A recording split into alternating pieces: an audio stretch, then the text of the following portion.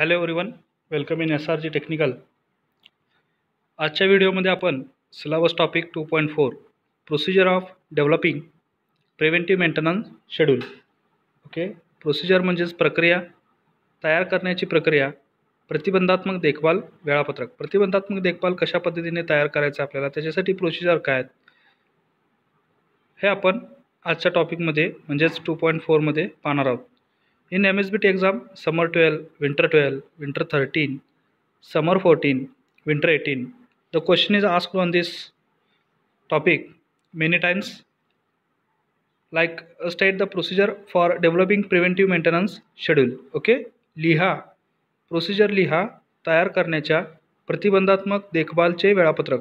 Preventive म्हणजेच प्रतिबंधात्मक, maintenance म्हणजे देखभाल, शेड्यूल म्हणजे वेळापत्रक. अशा पद्धतीचा प्रश्न विंटर 18च्या परीक्षेमध्ये विचारला होता. Following points are firstly considered prior to prepare a final preventive maintenance schedule. खालील काही मुद्दे आहेत ते पहिल्यांदा लक्षात घेतले पाहिजेत. प्रायर टू प्रिपेअर तयार करण्या अगोदर final preventive maintenance schedule. Okay, too frequent inspection. Too frequent inspections म्हणजेच खूप वारंवार तपासणी. Will cause waste of time. बरोबर आहे, अधिक वेळा तपासणी करत बसेल तर वेस्ट ऑफ टाईम असेल. And will not be economical, आणि ते इकॉनॉमिकल सुद्धा नसेल. Too less frequency will invite failure of operation. किंवा अतिशय कमी वारंवार असेल तो सुद्धा काय करणार आहे, invite failure of operation of machine. मशीनला अपयश करेल तो. And it will waste of time, आणि हे सुद्धा काय आहे, वेस्ट ऑफ टाईम आहे. And disturbance in continuity of operation, आणि कामाच्या सातत्यामध्ये काय होईल, डिस्टर्बन्स येईल. So decide the frequency of infection. म्हणून तपासण्याची जे काय वारंवारता आहे ती डिसाईड केली पाहिजे, ती निवडली गेली पाहिजे. Taking in to consideration the following item. खालील काही मुद्दे आहेत त्यांना लक्षात घेऊन तपासणीची जी फ्रिक्वेन्सी आहे, तपासणीची जी वारंवारता आहे ती डिसाईड केली गेली पाहिजे. Okay, procedure of developing preventive maintenance schedule. Age of machine, duty cycle, cost of machine, overload working of the machine. ह्या ज्या गोष्टी आहेत या गोष्टींना गृहीत धरून, या गोष्टींना कन्सिडर करून तपासणीची जी वारंवारता आहे ती डिसाईड केली गेली पाहिजे. ओके, जसे की एज ऑफ मशीन, मशीनचे वय, ड्युटी सायकल, कार्यकाल. ओके, ड्युटी सायकल म्हणजेच कार्यकाल. कॉस्ट ऑफ द मशीन, मशीनची किंमत.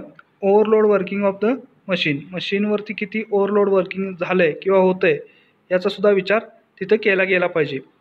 Figure 2.4.1 procedure of developing preventive maintenance schedule. तर फर्स्ट आहे एज ऑफ मशीन. आता एज ऑफ मशीन म्हणजे काय, आफ्टर सेव्हरल डेज म्हणजेच बरेच दिवसांनी, month, year of working the machine parts become incapable to give good service. काही दिवसांनी, मंथ किंवा काही महिन्यांनी किंवा काही वर्षांनी मशीन काय असेल, मशीनचे काही पार्ट्स हे इनकॅपेबल असतील, अक्षम असतील. Okay, to give good service, चांगली सेवा देण्यासाठी. It may become too costly to frequently repair this parts. Okay, मग हे कदाचित जास्त किमती जाऊ शकतं त्यांना वारंवार रिपेअर करण्याचे, त्यांचे पार्ट्स वारंवार रिपेअर करण्यामध्ये. Think of replacing the parts. Okay, parts replace करण्याचा विचार करा. रिप्लेसिंग द मशीन्स किंवा मशीन रिप्लेस करण्याचा विचार करा. Also replace outdated machine and bring latest machine in the service. Okay, also replace outdated म्हणजे कालबाह्य म्हणजे जुने मशीन्स रिप्लेस करून नवीन लेटेस्ट मशीन सेवा देणारे रिप्लेस करू शकता का याचा विचार करा. सेकंड आहे ड्युटी सायकल. ड्युटी सायकल म्हणजेच कार्यकाल. ओके,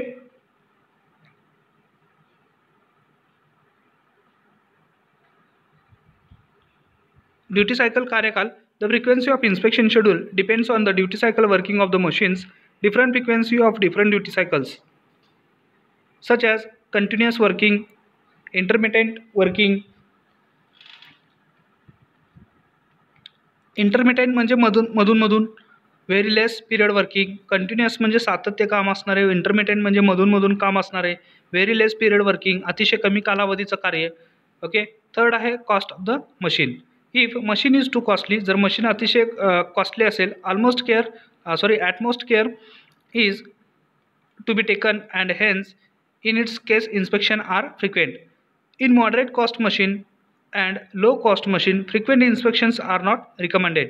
ओके, जर का मशीन महाग असेल तर त्याला साहजिकच आहे की जास्त त्याची काळजी घेतली गेली पाहिजे किंवा and hence its case inspection and frequent, त्याची केस इन्स्पेक्शन घेतली गेली पाहिजे. इन्स्पेक्शन म्हणजे तपासणी, अँड फ्रिक्वेंट आणि वारंवारता घेतली पाहिजे. इन मॉडरेट कॉस्ट मध्यम किमतीचे ज्या मशीन असतील किंवा अँड लो कॉस्ट मशीन्स किंवा कमी किमतीचे जे मशीन असतील, फ्रिक्वेन्सी इन्स्पेक्शन म्हणजे त्यांना सारखं तपासणी करण्याची काही आवश्यकता नसते, are not recommended. Position of the machine in the whole system working also decide the frequency period. Okay, position of the machine कोणत्या पोझिशनमध्ये आहे इन द होल सिस्टम, संपूर्ण प्रणालीमध्ये working also decides the frequency period. If the machine is positioned at a such key point that failure of this machine shut downs the complete working system, then its case due care is taken by frequent inspection. Okay, machine जर अशा स्थितीमध्ये असेल की जिथे मशीनला फक्त मेंटेनन्समध्ये देखभाली करता जर बाहेर घेतलं तर संपूर्ण कंप्लीट जी वर्किंग सिस्टम आहे, कंप्लीट जी काम करणारी वर्किंग प्रणाली आहे ती काय होऊ शकते, शटडाऊन होऊ शकते.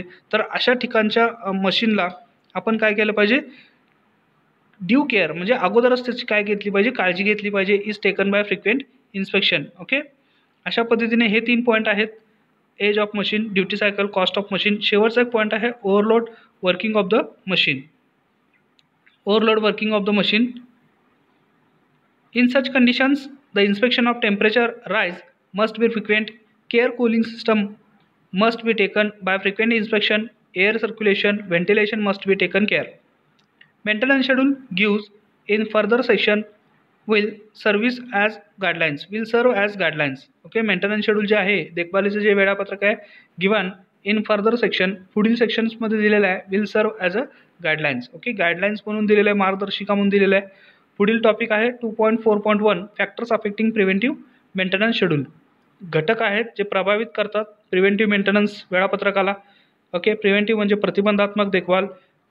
या टॉपिकवरतीच म्हणजेच 2.4.1 factors affecting the preventive maintenance या टॉपिकवरती MSBTच्या परीक्षेमध्ये बऱ्याचशा वेळा प्रश्न विचारलेले आहेत, जसे की summer 12, 13, 16, winter 16, summer 17, winter 17, winter 18, 19, summer 19. Okay, अगदी लेटेस्ट एक्झाममध्ये सुद्धा या टॉपिकवरती प्रश्न विचारला आहे. What are the different factors affecting the preventive maintenance. Okay, कोणकोणते वेगवेगळे घटक आहेत की जे प्रभावित करतात प्रिव्हेंटिव्ह मेंटेनन्सला. Discuss any 6 factors which effect the preventive maintenance schedule. Describe the factors affecting the preventive maintenance schedule. हा लेटेस्ट परीक्षेमध्ये म्हणजे समर 2019च्या परीक्षेमध्ये हा प्रश्न विचारलेला आहे. Describe the factors affecting the preventive maintenance schedule. Okay, आता कोणकोणते असे फॅक्टर्स आहेत, घटक आहेत की जे प्रभावित करतात प्रिव्हेंटिव्ह मेंटेनन्स वेळापत्रकाला, आपण पाहूयात. Considering the status of the मशीनचं स्टेटस लक्षात घेता. कॉस्ट ऑफ मशीनची किंमत लक्षात घेता. यूज ऑफ मशीनचा वापर लक्षात घेता.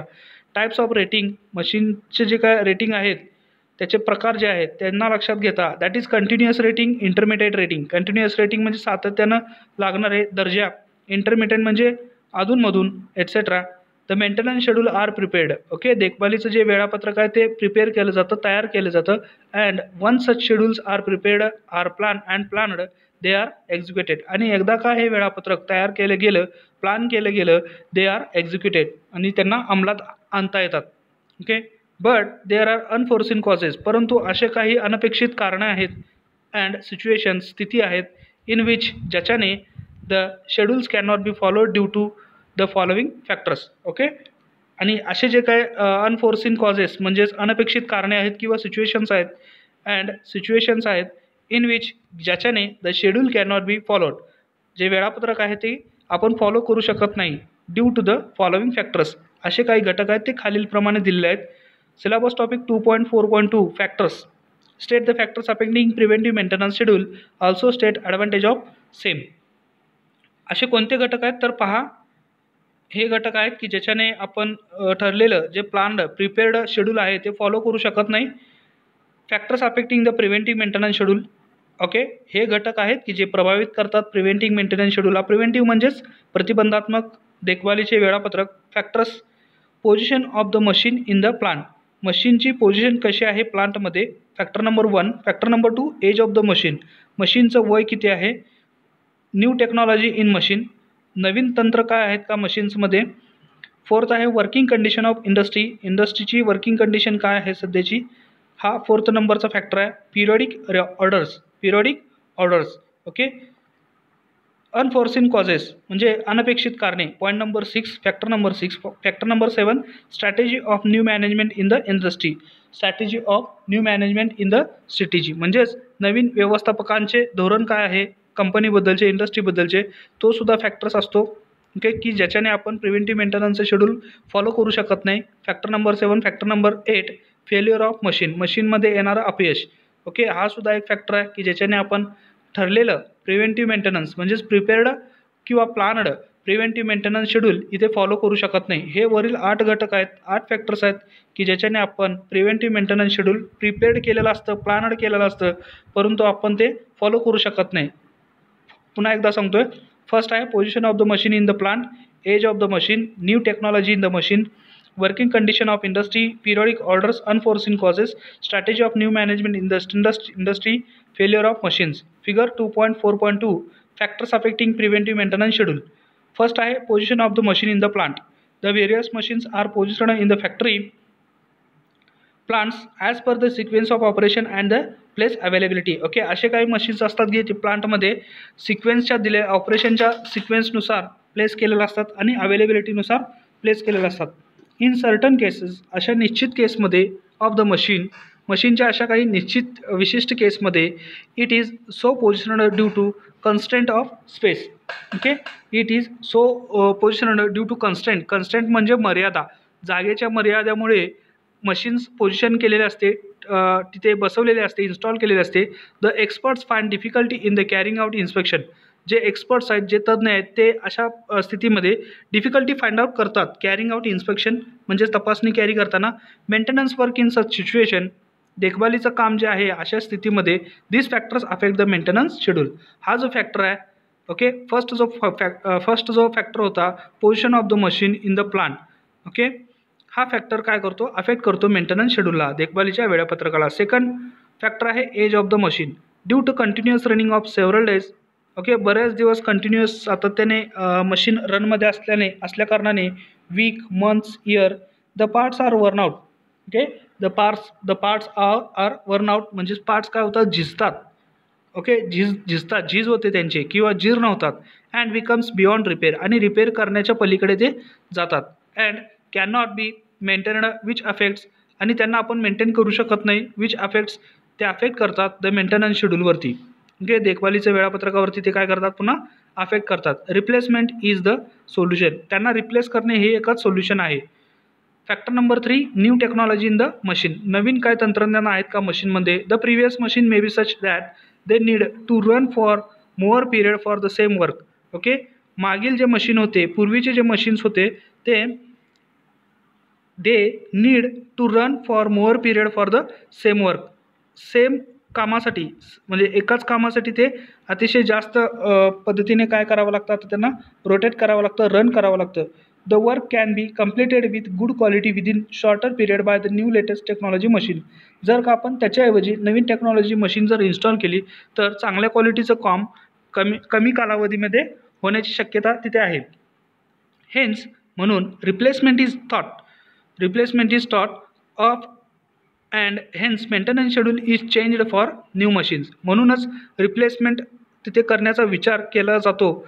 म्हणून देखभालीचं जे वेळापत्रक आहे ते सुद्धा काय होणार आहे, नवीन मशीनसोबत चेंज होईल. म्हणून हा सुद्धा जो फॅक्टर आहे, factor number 3, new technology in the machines, तो अफेक्ट करतो, okay. Factor number 4,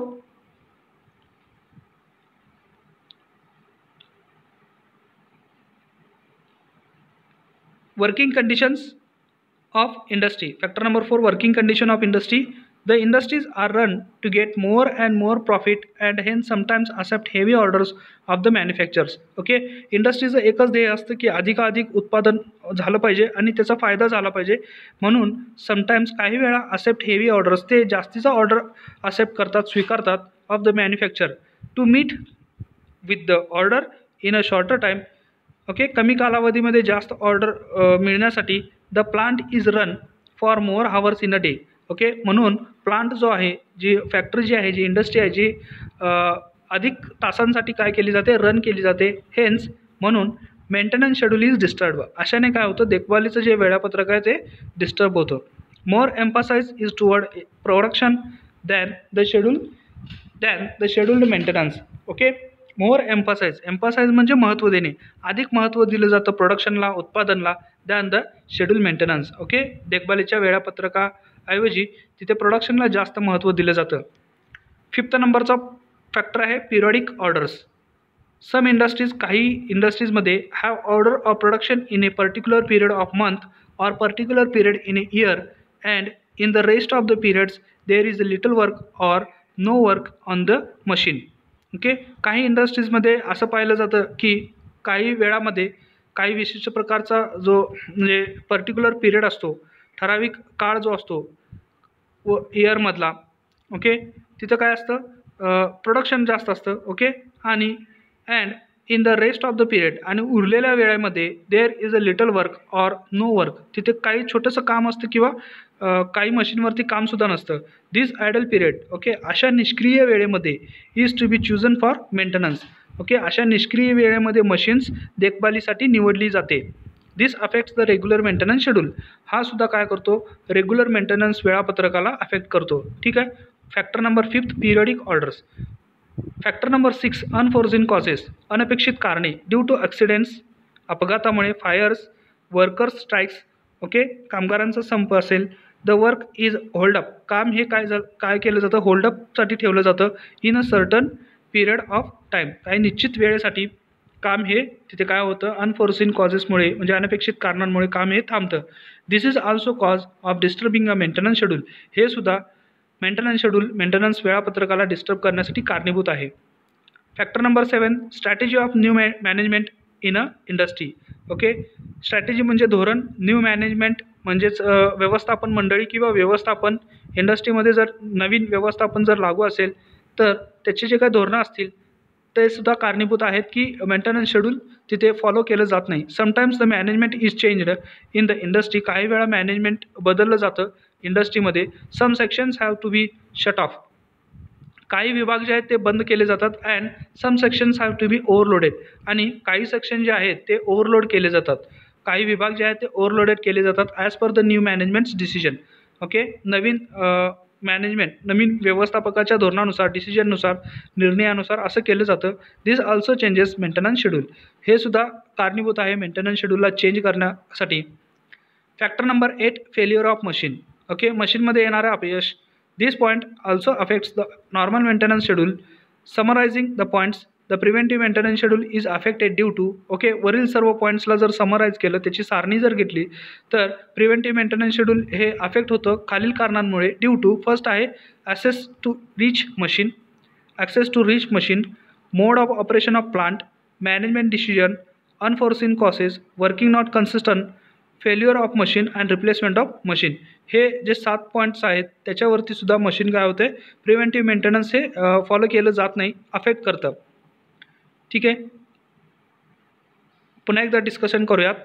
factors affecting preventive maintenance schedule. Factors, this are the factors: position of the machine in the plant, age of the machine, new technology in the machine, working condition of the industry, periodic orders, unforeseen causes, strategy of new management in the industry, and failure of machine. These are the factors which affects the preventive maintenance schedule.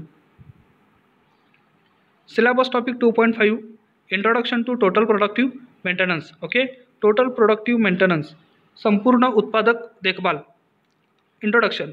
आता संपूर्ण उत्पादक देखभाल म्हणजे काय त्याची माहिती घेऊया. Syllabus topic 2.5 Declared maintenance schedule sometimes cannot be adopted in a certain cases by periods like monthly, yearly maintenance. Okay, एकदा का घोषित केलेलं देखभालचं वेळापत्रक आहे, काही वेळा ते फॉलो केलं जात नाही, अडॉप्ट केलं जात नाही. इन अ सर्टन केसेस, काही निश्चित, काही विशिष्ट केसमध्ये by periods like monthly, yearly maintenance. Okay, महिन्याने, एका वर्षाने ते काय केलं जात नाही, फॉलो केलं जात नाही. This frequency cannot be followed in the following cases. ही जी वारंवारता आहे ती फॉलो केलं जात नाही खालील केसेसमध्ये. हायड्रो इलेक्ट्रिक पॉवर प्लांट जिथं असतील तिथं हे मंथली किंवा इयरली डिक्लेअर्ड केलेलं मेंटेनन्स शेड्यूल फॉलो केलं जात नाही. Okay, hydro electric power plant machinery असेल त्यांचं देखभाल मेंटेनन्स, किंवा सेकंड आहे thermal power plant machinery maintenance. Thermal power plant औष्णिक विद्युत शक्ती जे आहेत तिथे जर आपण पाहायला गेलं तर तिथे त्यांचे सुद्धा मेंटेनन्स जे असेल ते फॉलो केलं जात नाही. उलन निटिंग वर्क, उलन निटिंग म्हणजेच लोकरीचे विणकाम जे असते त्या मशीन्सवरती होजियरी म्हणजेच असे hosiery mill machinery time bound urgent production of items to be manufactured as per purchases demands. अशा काही केसेसमध्ये डिक्लेअर्ड केलेलं मेंटेनन्स शेड्यूल फॉलो केलं जाऊ शकत नाही काही कारणास्तव. लेट अस इलॅबोरेट दिस पॉईंट्स. ओके, विस्तृत याच्यामध्ये आपण हे पॉईंट समजून घेऊया. फर्स्ट पॉईंट आहे hydro electric power plant. Hydro electric power plant definite quantity source of water is available when dams are full of water in rainy season June to September. June ते September महिन्यामध्ये काही definite म्हणजे निश्चित पाण्याचा साठा जो available असतो धरणांमध्ये पावसाळ्याच्या सीझनमध्ये, रेनी सीझनमध्ये, the plant can work on it's maximum capacity starting all the turbine generators. Okay, अशा वेळी प्लांट काय असतो हा मॅक्झिमम कॅपॅसिटीमध्ये स्टार्ट होतो. All the turbine generator sets for electricity production, विद्युत निर्मितीसाठी सर्व टर्बाइन जनरेटर सेट्स हे स्टार्ट केले जातात. All the 4 months in rainy season. Okay, पावसाळ्यातील 4 monthsमध्ये फुल जनरेटिंग कॅपॅसिटी ही स्टार्ट होते. In the scarcity of water in summer season. Okay, scarcity म्हणजे कमतरता, पाण्याच्या कमतरतेमध्ये इन समर सीझन, उन्हाळ्याच्या सीझनमध्ये all or many of the sets have to be shut down. सर्व किंवा काही त्याच्यातील सेट्स काय असतात ते बंद केले जातात. The preventive maintenance can be carried out in this season. Okay, summer सीझनमध्ये प्रतिबंधात्मक देखभाल जी आहे मशीनची ती कॅरी केली जाते. सेकंड आहे thermal power plant machinery maintenance. Thermal power plant machinery maintenance. Okay, इथे पहा औष्णिक शक्तीचे जे प्लांट आहेत त्यांची देखभाल कशा पद्धतीने होते पहा. As said in the article first that is summer season mostly hydro electric plant is closed down and therefore to meet the demand of electric power thermal power plants are made active to meet the maximum demand. Okay, summer सेशनमध्ये hydro power plant पाण्याच्या कमतरतेमुळे तिथं बंद करावे लागतात. Okay, त्याच वेळी thermal power plant हे इलेक्ट्रिसिटीची अधिकची जी मागणी आहे ती पूर्ण करण्यासाठी स्टार्ट केले जातात. Okay, in rainy seasons the machinery of thermal power plant is taken for breakdown maintenance. Okay, मग याच्या विरुद्ध काय असणार आहे की पावसाळ्याच्या सीझनमध्ये, रेनी सीझनमध्ये थर्मल पॉवर प्लांट जे आहेत ते ब्रेकडाऊन मेंटेनन्ससाठी घेतले जातात. ओके, ब्रेकडाऊन मेंटेनन्स म्हणजे काही बिघाडातील देखभाल जर असेल तर ते करण्यासाठी थर्मल पॉवर प्लांट रेनी सीझनमध्ये घेतले जातात. सच type of maintenance is non as total productive maintenance. अशा पद्धतीचे जे काही देखभाल असतील तर त्यांना आपण टोटल प्रोडक्शन मेंटेनन्स असं म्हणतो. ओके, टोटल प्रोडक्शन मेंटेनन्स म्हणजेच काय, एकूण उत्पादक देखभाल म्हणजेच हायड्रो पॉवर प्लांट समरमध्ये बंद होता त्याचवेळी आपण औष्णिक पॉवर प्लांट म्हणजेच थर्मल पॉवर प्लांट ॲक्टिवेट केला इलेक्ट्रिसिटीची डिमांड पूर्तता करण्यासाठी. ओके, म्हणजेच काय, रेनी सीझनमध्ये हायड्रो पॉवर प्लांट स्लो होता आणि समरमध्ये काय आता औष्णिक पॉवर प्लांट सुरू आहे. ठीक आहे, मग उरलेल्या वेळेत म्हणजेच औष्णिक पॉवर प्लांट हा रेनी सीझनमध्ये काय केला जातो, मेंटेनन्ससाठी घेतला जातो आणि हायड्रो पॉवर प्लांट जे आहेत ते समर सेशनमध्ये मेंटेनन्ससाठी घेतले जातात. यालाच आपण काय म्हणतो, टोटल प्रोडक्शन मेंटेनन्स किंवा एकूण उत्पादन देखभाल असं सुद्धा म्हणतो. Okay, point number 3, woollen and hosiery mill machinery. The demand of woollen articles and hosiery is much more in the winter season. Okay, थंडीच्या दिवसात, हिवाळ्यामध्ये वुलन अँड होजियरी मशीनचं जे काम आहे, आर्टिकल आहे त्याची तिथं मागणी असते. So production of such article is activated in pre winter season. Okay, हिवाळी पूर्व हंगामात त्याची काय केली जाते, so production of such article is activated in the pre winter season. म्हणजेच याचं जे प्रोडक्शन आहे ते हिवाळी हंगामापूर्वीच त्याचं प्रोडक्शन उत्पादन चालू केलं जातं. अँड विंटर सीझन आणि हिवाळ्याच्या सीझनमध्ये. And maintenance work is not possible during this period. आणि म्हणून देखभालीचं जे काम आहे ते या वेळेमध्ये पॉसिबल होणार नाही, होत नसतं. This period and hence period of breakdown is after winter session. म्हणजेच जे देखभालीचं जे काम आहे ते या सीझननंतर, हिवाळ्याच्या सीझननंतर याचं केलं जातं. Woollen and hosiery mill machinery. Okay. Fourth आहे time bound manufacturing. Sometimes the industry receives a time bound bulk order of some article. The industry has to execute the plan to meet with order in a time bound period. Okay. काही वेळा काही industries काय करतात, bulk order घेतात, म्हणजे अधिकचं orders घेतात of some articles, काही उत्पादनांचे. The industry has to execute the plan. Okay. मग इंडस्ट्री प्लॅन अंमलात आणतात टू मीट द ऑर्डर पूर्तते होण्यासाठी in a time bound period, दिलेल्या वेळामध्ये. So there is a continuous production during this period. म्हणून अशा काही वेळेमध्ये सातत्यानं प्रोडक्शन उत्पादन केलं जातं during this period. All the machinery is engaged. सर्व मशिनरी याच्यामध्ये व्यस्त असतात in production work. And repair and maintenance schedule can not be followed. म्हणून रिपेअर आणि मेंटेनन्स शेड्यूल इथे फॉलो होत नाही, फॉलो केलं जात नाही. This case can also be taken into total productive maintenance. ही सुद्धा केस काय केली जाते, टोटल एकूण उत्पादक देखभालमध्ये घेतली जाते. This case can also be taken into total productive maintenance. Okay. Syllabus topic 2.6 causes of failure of electric machines. Internal and external causes. Causes म्हणजे कारणे. Failure of electric machine. Electric मशीनमध्ये येणारं अपयश कोणत्या कारणाने येतं, इंटरनल आणि external causes. Okay. Internal कारण असू शकतं, अंतर्गत कारणे. एक्सटर्नल कॉजेससुद्धा असू शकतात, बाह्य कारणे. ओके. समर MSBTच्या परीक्षांमध्ये बऱ्याच वेळा या टॉपिकवरती प्रश्न विचारलेले आहेत, जसे की summer 12, summer 14, winter 15. State external causes of failure of equipment. List internal and external causes of failure of equipments. Enlist any four internal and external causes of faults. Okay. तर पाहूयात causes of failure of electric machine. Electric machine अपयश जाण्यापाठीमागे कोणते कारणे आहेत, 2 कारणे आहेत. Internal causes, external causes. Figure 2.6.1 causes of failure of electric machines. 2.6.1 internal causes. अंतर्गत कारणे कोणती आहेत पहा. या टॉपिकवरती सुद्धा MSBTच्या परीक्षेमध्ये प्रश्न विचारले गेले आहेत. विंटर 16, विंटर 18, समर 19. लेटेस्ट एक्झाममध्ये सुद्धा या टॉपिकवरती प्रश्न विचारलेला आहे. 2.6.1 internal causes of failure of electric machine. आता अंतर्गत कारणे कोणती आहेत पहा. मशीन बंद पडण्यासाठी किंवा मशीन अपयश येण्यासाठी दिलेले आहेत.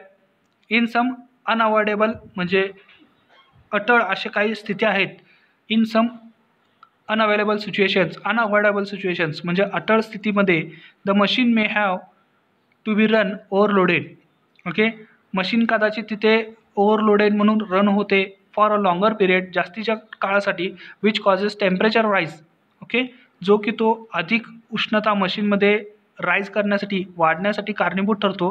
Beyond the permissible limit. Beyond म्हणजे च्यापेक्षा, परमिसिबल लिमिटपेक्षा तो काय होतो, अधिक तिथं टेम्परेचर वाढण्यासाठी कारणीभूत ठरतो ओव्हरलोडेड मशीन. ओके. फर्स्ट आहे तो overloaded machine for longer period, एवढंच लक्षात ठेवा. सेकंड आहे during normal working short circuit may occur due to some reasons. Okay. During normal working short circuit of the machine may occur due to some reasons. हे second reason लक्षात ठेवा.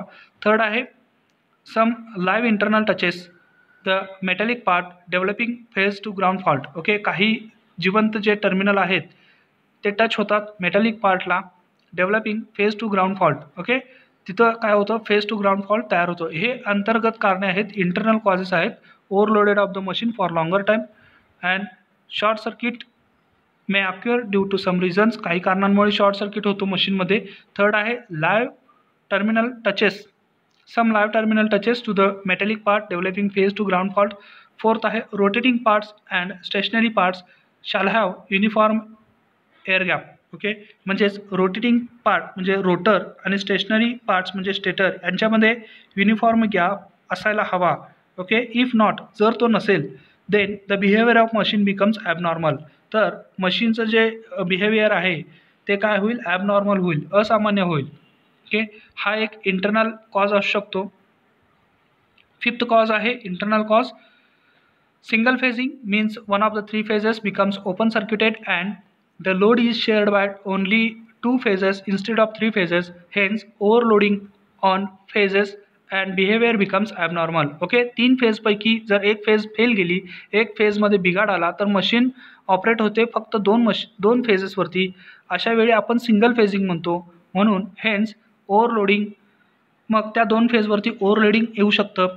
Hence overloading on phases and behaviour becomes abnormal, आणि मशीनचं जे behaviour आहे ते abnormal होऊ शकतं, असामान्य होतं. Okay, cause number 6, internal cause number 6, due to facing of stator and rotor teeth sometimes the teeth becomes magnetically locked and motion of motor does not possible. Okay, stator आणि रोटरचे जे teeth आहेत ते continuously rotate झाल्यामुळे तिथे north आणि south pole तयार होतो. ओके, नॉर्थ आणि साऊथ पोल म्हणजेच पोल तयार होत असतात मॅग्नेटिकचे. जर का विरुद्ध पोल, दोन विरुद्ध पोल एकमेकासमोर आले तर तिथे काय होते, अट्रॅक्शन होतं आणि मशीन काय होते, समटाइम्स स्टॉप होते किंवा त्याचा स्पीड कमी होतो. हेच कारण इथं दिलेलं आहे. Due to facing of stator and rotor teeth sometimes the teeth becomes magnetically locked. Magnetically locked होणे म्हणजेच तिथे विरुद्ध दोन पोल तयार होतात. विरुद्ध दोन पोल तयार झालं की मॅग्नेटमध्ये अट्रॅक्शन होतं आणि अट्रॅक्शन झाल्यामुळे स्टेटर अट्रॅक्ट करतो रोटरला, म्हणजेच तिथे रोटरची गती काय होते, थोडी कमी होते. आणि असं पण असू शकतं, असे पण चान्सेस होतात की रोटर तिथे थांबू पण शकतो. Magnetically locked and motion of the motor does that possible. Okay, आणि motion of the motor does that possible, आणि हे मोटरची मोशन आहे ते तिथे कारणीभूत ठरते. 7th कॉज आहे internal cause, phase winding may electrically touch each other may create problem. Phase winding जे आहे ते एकमेकाला इलेक्ट्रिकली टच होतात, मे क्रिएट प्रॉब्लेम, तिथे प्रॉब्लेम तयार होऊ शकतो. हा अंतर्गत कॉज आहे. ओके, इंटरनल कॉज आहे. 8 number cause, some turns of phase winding get shorted. काही जे वेटोळे आहेत फेज वाइंडिंगचे ते काय होऊ शकतात, शॉर्टेड झाल्याने तिथे एक फॉल्ट तयार होऊ शकतो. 9 नंबर, वर्नआउट बिअरिंग्स. बिअरिंगची झीज झाल्यामुळे oiling lubrication may not have been done frequently involving more mechanical frictional losses. Okay, म्हणजेच काय, तिथं ग्रीसिंग किंवा ऑइलिंग वारंवार केलं नसल्यामुळे तिथे त्या बेरिंगची आणि बेरिंगची काय होऊ शकते, झीज होऊ शकते. हा सुद्धा एक इंटरनल कॉज आहे. 10th number, unbalance rotating weight. Unbalance rotating weight and fault in rotor may also the cause of abnormal behavior of the machine. These are the causes creating problems, so smooth working of machine and the machine show abnormal behavior. External cause पहा मशीनचा. External cause म्हणजे बाह्य जे कारणे आहेत machine failure जाण्यासाठी. 2.6.2 syllabus topic 2.6.2 external causes. Okay, these causes are external to the machine from supply to the terminal box of the machine. मशीनचा जो टर्मिनल बॉक्स आहे तिथून ते मशीनला सप्लाय केली जाते. तिथून जे फॉल्ट येतात त्याला आपण काय म्हणणार आहोत, एक्सटर्नल कॉज किंवा बाह्य कारणे. फर्स्ट आहे, a 3-phase machine is supplied with 3 line wires L1, L2, L3. These are called lines. Okay, 3-phase machine जे आहे ते 3 वायरने सप्लाय केलेले असते. त्याच्यापैकी L1, L2, L3 हे लाईन्स आहेत, आपण त्यांना लाईन्स म्हणतो. If the fault is developed in the feeder distributor line only 2 lines will supply the equipment. जर का फीडर डिस्ट्रीब्युटरमध्ये फॉल्ट दोष जर तयार झाला तर जे लाईन आहेत ते 2 लाईननेच फक्त सप्लाय केले जातात इक्विपमेंटला, साधनेला किंवा 3-phase मशीनला. The 2 lines supply the power of 3-phase machine and 2 phases become excessive of load and overheating takes place. Okay, जर का मशीनला 2च फेजने सप्लाय मिळत असेल तर मशीन काय होते, ओव्हरहीट होते, एक्सेसिव्ह ओव्हरहीट होते, take place, machine condition becomes abnormal. म्हणून मशीनची स्थिती जी काय होऊ शकते, असामान्य होऊ शकते. Single phasing on distributor side. Okay, distributor साईडला सिंगल फेजिंग झालेला आहे असं आपण म्हणतो. हा एक्सटर्नल कॉज आहे. सेकंड कॉज आहे external, sometimes due to wind. काही वेळा वारा, वाइंड म्हणजेच वारा, जोराचा वारा, रेन म्हणजे पाऊस, बर्ड्स पक्षी यांच्याने शॉर्ट सर्किट ऑक्युअर होतो in the supply system which affects working of the machine instantly. Okay, की ज्याचा परिणाम त्वरित काय होतो, मशीनच्या कार्यामध्ये होतो, मशीनच्या कामामध्ये होतो.